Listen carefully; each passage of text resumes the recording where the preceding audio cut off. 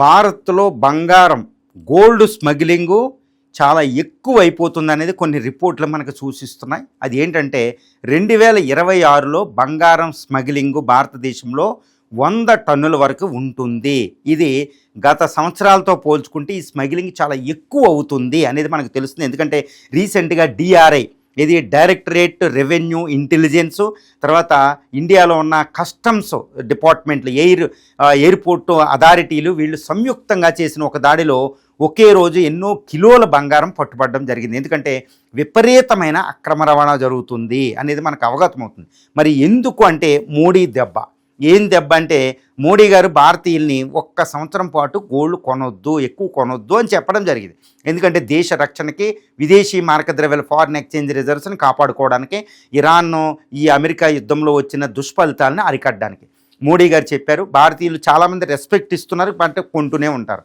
కానీ దీనివల్ల మోడీ ప్రభుత్వం ఏం చేసిందంటే మోడీ రిక్వెస్ట్ చేసిన బంగారం కొనుక్కున్నారు అని వెంటనే ఇండియా తన ఇంపోర్ట్ కస్టమ్ డ్యూటీని 6 నుంచి 15% పెంచడం జరిగింది.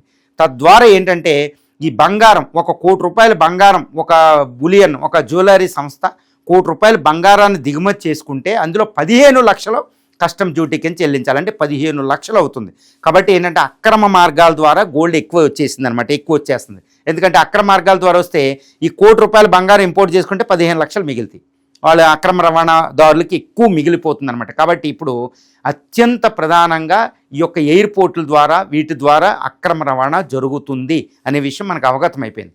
మరి ఎందుకంటే అంతకుముందు కస్టమ్ డ్యూటీ 6% ఉన్నప్పుడు, ఇంపోర్ట్ డ్యూటీ 6% ఉన్నప్పుడు బంగారం మీద, వెండి మీద, అప్పుడు ఎవరైనా అక్రమ రవాణా చేస్తే 3% మిగిలేదంట ఒక లెక్క ప్రకారం. కానీ ఇప్పుడు ట్యాక్స్ని 6 నుంచి 15% పెంచడం వల్ల ఇప్పుడు అక్రమ రవాణాదారులకి లాభాలు ఎక్కువైపోయినాయి. ఇది 6 నుంచి 8% లాభం వస్తుంది వాళ్ళకి.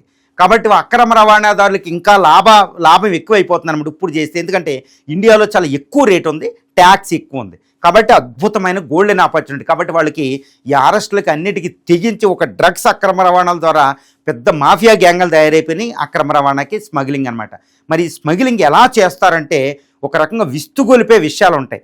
ఎందుకంటే స్మగ్లింగ్ అనేది ఎలా చేస్తారు అంటే ఎయిర్పోర్టుల ద్వారా ఎక్కువ వస్తాయి. ఈ ఎయిర్పోర్టుల ద్వారా వచ్చినప్పుడు ఎలా వస్తుంది అంటే మనం విచిత్రంగా ఉంటుంది అనమాట. ఈ బటన్స్, మన యొక్క షర్ట్స్, తర్వాత లేడీస్ డ్రెస్కున్న బటన్స్ లోపల బటన్స్ ద్వారా, తర్వాత దారాలు, బట్టలు కుట్టే దారాలు ఉంటాయి చూడండి, ఈ గోల్డ్ని దారాల రూపంలోకి మార్చి మరీ గోల్డ్ని కరిగించి దాన్ని తీసుకురావడం, తర్వాత చిన్న చిన్న కాఫీ బాక్స్లో పేస్టుల కింద మార్చి పేస్టుల్లో పెట్టడం, ఇలాగనమాట. సబ్బుల్లో కరిగించి సబ్బు లోపల మధ్య చూపించడం, తర్వాత కాఫీలు, వీటిల్లో కాఫీ పౌడర్ వీటి రూపంలో ఆ లోపల మధ్యలో పెట్టి తీసుకురావడం, తర్వాత లేడీస్ సీక్రెట్ ప్లేసెస్లో తీసుకురావడం, మగవాళ్ళు సీక్రెట్ ప్లేస్లో తీసుకురావడం. ఇంకా దారుణమైన విషయం ఏంటంటే ఇంకా ఆపరేషన్ చేయించుకుని లోపల కుట్టించుకుని మరీ చర్యల ద్వారా, మెటల్ డిటెక్ట్ ద్వారా వాటిని కనిపెట్టగలుగుతాం. ఈ విధంగా కూడా వస్తున్నాయి. పళ్ళు కుట్టించుకుని పళ్ళుని బంగారం రూపంలో మార్చుకోవడం, ఎంతటి దారుణమైన పద్ధతుల్లో గోల్డ్ తీసుకొస్తున్నారంటే అంత దారుణంగా ఉంది. ముఖ్యంగా ఈ గోల్డ్ ఏంటంటే ఇటు దుబాయ్, తర్వాత బులియన్ మార్కెట్ ఎక్కువ ఉన్న Dubai, Switzerland, America, south Africa, African countries నుంచి ఎక్కువగా భారతదేశంలోకి వస్తుందన్నమాట. మరి ఏ విధంగా అక్రమ రవాణా చేస్తారంటే భారతదేశానికి ఎక్కువగా ఎయిర్పోర్ట్లు, ముఖ్యంగా కేరళ, కలకత్తా, ఢిల్లీ, ముంబై, హైదరాబాద్, ఈ ఎయిర్పోర్ట్లు ఎక్కువ గోల్డ్ దొరుకుతుంది. కావాలంటే చూడండి ఎప్పటికప్పుడు రిపోర్ట్లు అక్రమ రవాణా అనుకోండి. ఈ ఎయిర్పోర్ట్ల ద్వారా ఎక్కువగా ట్రాన్స్పోర్ట్ అవుతుంది. రెండో విషయం ఏంటంటే ఇటు నేపాలు, తర్వాత బంగ్లాదేశు, ఇటు మయన్మార్ బౌండరీలు ఏంటంటే పోరస్ బౌండరీలు అనమాట. ఎంత సెక్యూరిటీ ఉన్నా ఎక్కడో చోట అక్కడ లూప్ హోల్స్ ఉంటాయి. ఈ బౌండరీల ద్వారా ఈజీగా భారత్లోకి ప్రవేశించగలుగుతున్నాయి. ఇదనమాట ఇక్కడ నుంచి ఎక్కువ జరుగుతుంది. తర్వాత కోస్తా తీరం వెంబడి కూడా ఈ చాలా షిప్పుల్లో వస్తుంది. తర్వాత పోర్టుల ద్వారా కూడా ఇది భారతదేశంలోకి బంగారం వస్తుంది. ఇది 15% ట్యాక్స్ని తప్పించుకోవడానికి ఈ సంవత్సరం 100 టన్నుల స్మగ్లింగ్ చేసే అవకాశం ఉందని తెలుస్తుంది. అంటే భారతదేశం ఏదో దిగుమతిని ఆపుదామంటే అక్రమ రవాణా ద్వారా అయితే భారత మార్కెట్లోకి అయితే బంగారం వస్తుంది. మరి ఏ విధంగా ఇది రీసేల్ చేస్తారంటే ఇది ఒక విచిత్రమైన పరిణామం అనమాట. అదేంటంటే మనం రీసెంట్గా హైదరాబాద్లో కొన్ని ప్రాంతాల్లో కొన్ని కిలోల బంగార ఆభరణాలు పట్టుకున్నారు. ఏమని?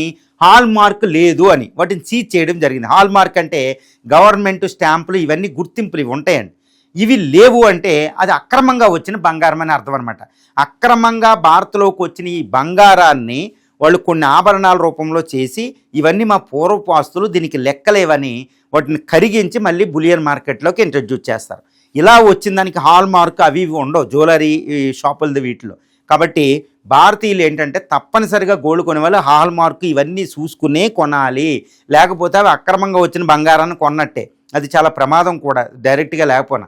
కాబట్టి ఇది ఒకటి అత్యంత ప్రధానంగా మళ్ళీ ఇక్కడ బ్లాక్ గోల్డ్ని వైట్ గోల్డ్గా కింద వాళ్ళు మార్చేస్తున్నారనమాట.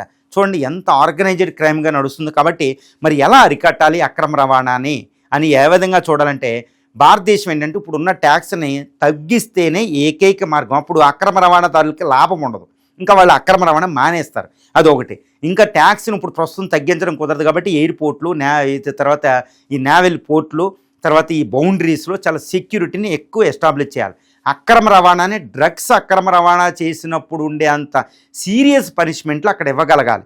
అప్పుడే అది అక్రమ రవాణా ఆగుతుంది, కానీ లేకపోతే ఆగదు. తర్వాత జ్యువెలరీ ఈ ఇండస్ట్రీలు ఎప్పటికప్పుడు చెక్ చేసేసి హాల్ మార్క్ లేనివి ఎక్కడికక్కడ చేసి వాళ్ళను కూడా బాధ్యులు చేసి సీరియస్ పనిష్మెంట్ ఇస్తేనే మానేస్తారు. అదర్వైజ్ ఇది చాలా కష్టంగా పరిణమించే అవకాశాలు ఉంది. మోడీ గారు చెప్పిన ట్యాక్స్ పెంచిన ఈ యొక్క బ్లాక్ గోల్డ్ వచ్చిందంటే అక్రమ రవాణా చాలా డేంజర్. మరి ఇప్పుడు ఈ అక్రమ రవాణా వల్ల బంగారం మీద రేటు తగ్గుతుందా? ఎందుకంటే 100 టన్నులు వస్తుంది కదా. అంటే ఇక్కడ ఒక విచిత్రం ఏంటంటే అక్రమ రవాణా 100 టన్నులు కాదు 1000 టన్నులు వచ్చిన బంగారం రేట్ అయితే మారదు. ఎందుకంటే ఇక్కడున్న రేటుకే వాళ్ళు అమ్ముకోవడానికి అక్రమ రవాణా చేస్తున్నారు. కాబట్టి వాళ్ళు బంగారం అక్రమ రవాణా 100 టన్నులు అయినా ఇండియాలో గోల్డ్ రేట్లో మార్పు ఉండదు అనేది మనం చెప్పవచ్చు.